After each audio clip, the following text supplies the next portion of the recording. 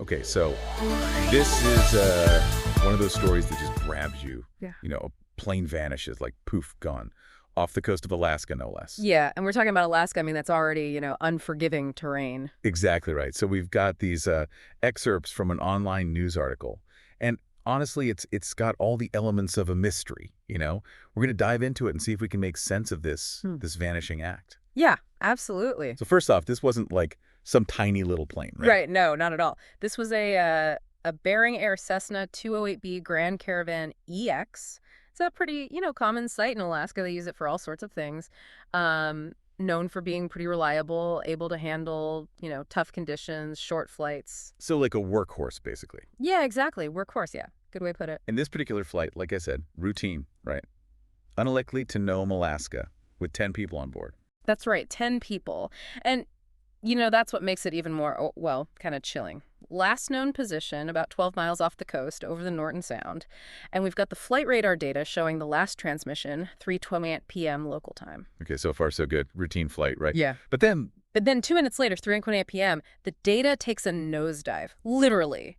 It shows this, super rapid loss in altitude, and the speed, that drops like a rock, too. whoa, okay. Yeah, I'm no aviation expert, but that doesn't sound good at all. What would even cause something like that to happen to a Cessna Grand Caravan? I mean, it's not like it just falls out of the sky, right? Right. I mean, it's the question, isn't it? What happened in those 2 minutes? We can speculate, right? Mechanical failure, some crazy weather, maybe a bird strike, who knows?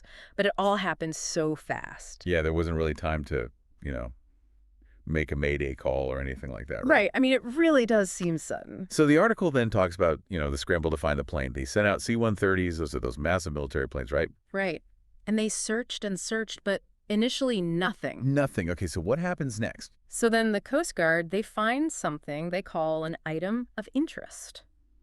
But they don't say what it is, which, I don't know, it just adds to the whole mystery. Yeah, like, come on, give us some. Was it like a piece of the plane, a suitcase, a life vest? What? You don't know. It could be Yeah. anything. Could be a clue or maybe a total red herring. Who knows? Man, it's frustrating. Okay, so eventually they find the plane, right? Yeah.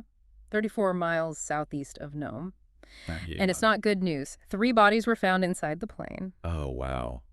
I remember, wasn't there like some back and forth about whether there were any survivors or not? Yeah, the Coast Guard, they put out a statement, and they deleted it. It was a bit confusing. But then a Lieutenant Commander, Mike Salerno, he confirmed to the Anchorage Daily News that there were no survivors. So, tragic ending. Yeah. And we're left with a lot of unanswered questions. I mean, we've got a timeline. We know the type of plane, but the big one, the why, that's still a mystery. Yeah, it really is. And the investigators, I mean, that's what they're going to be looking at, right? Trying to piece it all together, the data, the wreckage, everything. Was it like some kind of major mechanical failure, a freak weather event, or was it something else entirely? And what about that item of interest?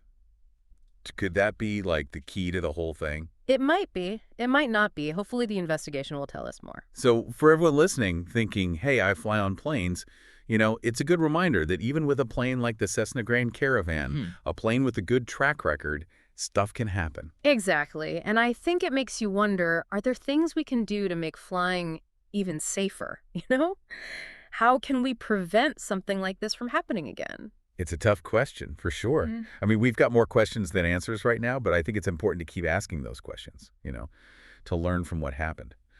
So keep your ears open for updates on this one, folks. It's a story that deserves our attention.